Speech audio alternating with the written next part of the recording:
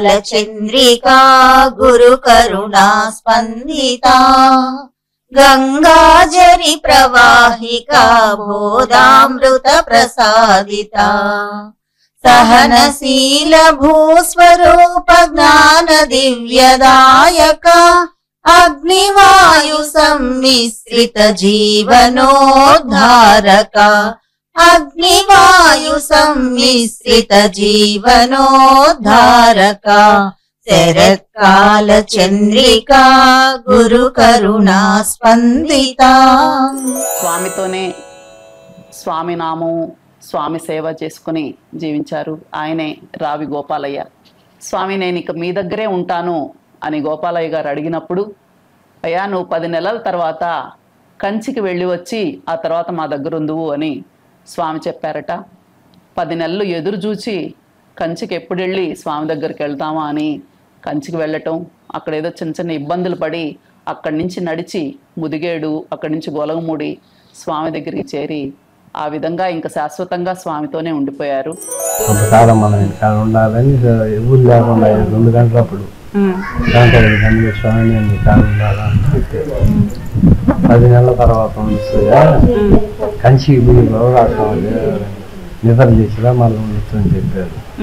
ఆ 10 నెలల కోసం బాగా కాసుకొని ఉన్నా. అయిపోయిన తర్వాత కంచికి పోయి వచ్చేసా. అక్కడ కూడా కొంచెం తిప్పలు పడినా. అక్కడ ఒక పెద్ద అవడుతుంటే ఆయన నాకు అంత భోజనం పెట్టించాడు. మూడగరాజు కాడికి తీసుకుపోయి ఆయన ఎవరేమన్నా అక్కడ వరదరాజు స్వామి దేవాలయం ఇంకొక మండపం 4 కాదు మండపం అక్కడ కొనుక్కున్నా. పోలీసులు వచ్చి తీసుకుపోయారు. అయ్యా నేను స్వామి పంపించి వచ్చి నేను చూసిన ఈ ఆంధ్ర కాదు ఇది తమిళనాడు నీళ్లు పెట్టేశారు. అప్పుడు చెప్పకుండా పోవడం ఇంటికాడ ఏదో 30-40 రూపాయలు ఉంటే వాళ్ళు అంత కప్పుతో అన్నం పెట్టారు. చాలు తినే వయసు ఏ కొనకదంటే అవి అయిపోసుకున్నా అక్కడే. అయిపోయింది. 16వ రోజు మేసేపు వచ్చి అడిగారు, అయ్యా జరిగింది ఇది వాళ్ళు చేసుకొచ్చేదని ఇక్కడ భద్రత ఎంత అయ్యా ఏదో జరిగిపోయింది నేను వెళ్ళిపోమని చెప్పారు. వచ్చేసి గొడవముడికి రావాలి కంచి నుంచి. ఎక్కడ రావాలా అని మళ్ళా అవతల కాడికి పోయాను. నమస్కారం చేసుకొని బయలుదేరాను. 6 రోజుల గొడవముడి చేరుకున్నాను కంచి నుంచి. నడుచుకుంటూ వచ్చారు కంచి నుంచి. లేదు ఆహారం ఏదో జెండ పోవడం కూర్చున్న ఊరు తీసుకునేది. నాకు ఉండేది 4 గంటలకు ఇస్లాగా ఎక్కింది. 4 గంటలకు ఆడ కలిసి వచ్చుకునేది. నీళ్ళు ఉండే కాడ తినేది, పండుకునేది. ఎండ తగ్గిన తర్వాత రాత్రులు పొగలు నడుస్తూ ఉండేది. ముదిగేదని ఒక ఊరు ఉంది. ఆడికి పోతే అయ్యా నిన్న నేను స్వామి గొడవ ముడిపోయినారని చెప్పారు. వాళ్ళు ఆ రోజు అన్నం పెట్టారు. అన్నం తెచ్చి నేను ముదిగేది. అత్త సుబ్బమ్మని సుబ్బమ్మ వెంకమ్మ అక్కలు చెప్పేది. ఆ వెంకమ్మ కూడా సాంకాడు పొయ్య మందిరం వల్ల ఆయన 3 అంకణాలు పాత ఒకటి. దానికి వరండా పక్కన వర్షం వచ్చిన వరండాలు చిన్నది ఎక్కడికి ఆడికి పోయేవాడు. అట్లా ఉండేవాడు. చెట్టు కింద హోమ్ వేసుకొని కూర్చో ఉండాలి. ఎవరు లేరాడు. స్వామి ఒక్కడే ఉన్నాడు. కొంచెం గాలి తగ్గుతా ఉంది. ఆమె నమస్కారం చేసి కాళ్ళీళ్ళు వచ్చేసి నేను స్వామి నువ్వు కంచి బొమ్మంటే ఎన్ని తిప్పలు పడాల్సి వచ్చింది అనుకోని నేను చెప్పరాయనికి కూర్చొని రాసుకోయా అని చెప్పాడు. అప్పుడు పెన్సిల్ కాగితాలు ఉండేది. కంచి వరరాజస్వామి 3వ గుమ్మస్తా నువ్వు ఎక్కడ పని తీసుకొని కూర్చున్నా నీకు అన్ని జరిపేటట్టు రాసుకున్నారయ్యా అని రాసుకోమన్నా. అంతే నిలబడిపోయాను. చిన్న వయసు తెల్ల వైరాగ్యం, పెద్ద అయితే ఒక రకమేమో కానీ ఇటు అటు చూడకుండా సేవ చేసేవాడిని. వాళ్ళిద్దరు ఒక బండి కూర్చో, నేను ఒక పక్కనే ఒక బండి కూర్చోవాలి. కత్తులుగానే చాలా మంది చెప్పారు. వీరి తల్లిదండ్రులు కూడా 6 నెలలకి ఈ నాచూకి తెలుసుకుని గొలగముడికి వచ్చి స్వామివారిని గోపాలయ్యని ఇంటికి పంపించమని అడిగారు. అయ్యా ఆయన చేసే దేవుడి పని అది మీకు మంచిదే కదా, ఉండనియండి అని స్వామి చెప్పటం, వాళ్ళు తిరిగి వెళ్ళిపోవడం జరిగింది. నా పేరు చెన్నారెడ్డి. రావి వాళ్ళ పెనుబొత్తులే గోపాల స్వామి వాళ్ళ అన్న కొడుకు. మా పెనుబొత్తులకు వచ్చి పెనుబొత్తులో ఉన్నాం మేము. ఆయన వచ్చేసారు కదా చిన్నప్పుడే, 14 సంవత్సరాలు 18 సంవత్సరాలు వచ్చి. ఆయన ఎందుకు కారణము తెలుగమ్మ మనకు ఎవరు ఆయన ఎట్లా చేసిన ఆయనమ్మా, ఆయన ఫస్ట్ పెద్దోళ్ళు మీ ఊరి పేరు పట్టపురావి. అయితే వాళ్ళ కాడికి పోయేవాడు ఆయన భగవద్గీత చదువుతాడు. తర్వాత వాళ్ళు కొద్ది కళ్ళు కనపడినప్పుడు ఈయన చేత చదివించేది, వాళ్ళు అర్థం చెప్పేది. ఎవరి చేత? గోపాల స్వామి చేత. ఆ ముసలివాళ్ళు ఇద్దరు సాహెబ్ అని బీదాకలోళ్ళే. ఆ టైప్లో ఆయన ఎందుకో వచ్చేసి ఇంకా నిలబడిపోయినట్టు. మా తర్వాత వాళ్ళ నాయన చనిపోయినా కూడా, మా జైనాయన చనిపోయిన కూడా రాలా. మీ నాయన చనిపోయినట్టు, చనిపోయిన పోతే మేము వచ్చి తీసుకురాగలుగుతామే అన్నాడు. అదొకటప్పుడు ఇంక ఆయన ఇక్కడే వెళ్ళిపోయాడు. మా తాత 82లో చనిపోయాడు. 82. ఎంతమంది అన్నదమ్ములు గోపాల స్వామి వాళ్ళు? 5 మంది. 5 మంది. ఎన్నో ఆయన లాస్ట్ 4 అన్నలు ఉన్నారా? 4 అన్నలు. అందరికి పెళ్లిళ్ళు పిల్లకాయలు గోపాలయ్య స్వామి తప్ప అందరు చేసుకున్నారు.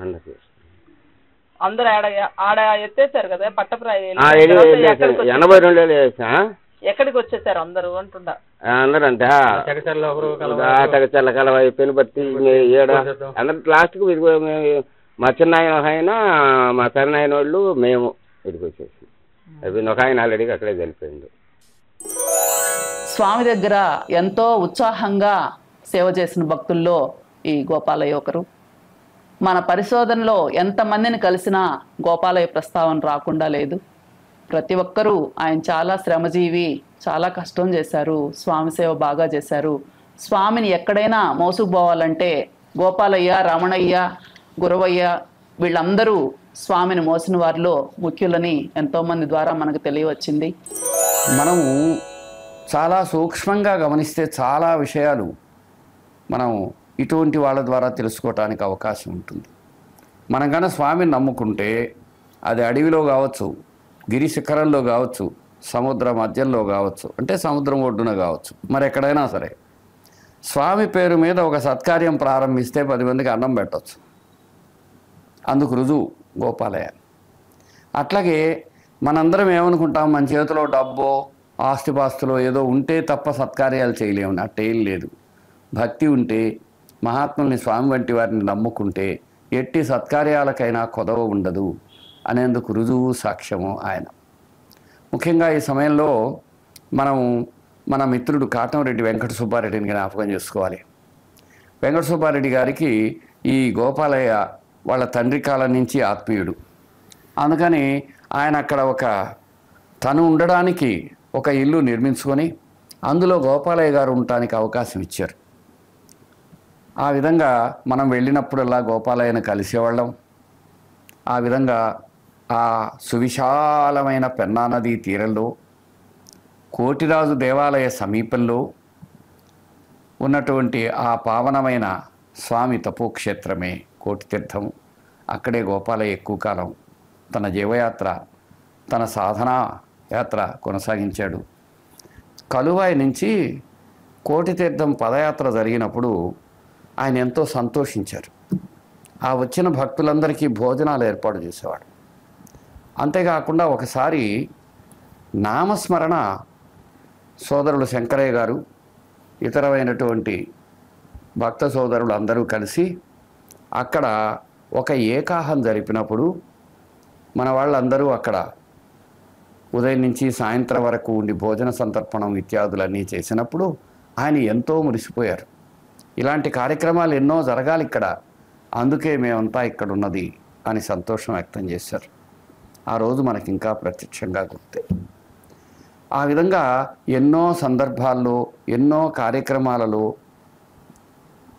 స్వామి మాటను, అంటే ఆకలిగా ఉన్నవాడికి అన్నం పెట్టు, చేతనైన సాయం చేయి, స్వామిని పరిచయం చేయి అనే పనిలో తన జీవితాన్ని ఖర్చు పెట్టిన ధన్యజీవుల్లో గోపాలయ్య ఒకడు.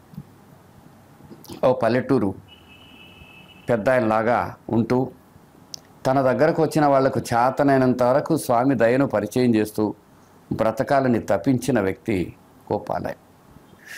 కనుక అటువంటి స్వామి భక్తుడైన, స్వామి సేవకుడైన, స్వామి సేవలో కృషి చేసిన ఆ పవిత్రమైనటువంటి గోపాలయ్య గారిని తలుచుకునే సత్సంగం ఈ విధంగా మనం నిర్వహించుకోవటానికి సంతోషిస్తూ సత్సంగం కొనసాగించుకుందాం.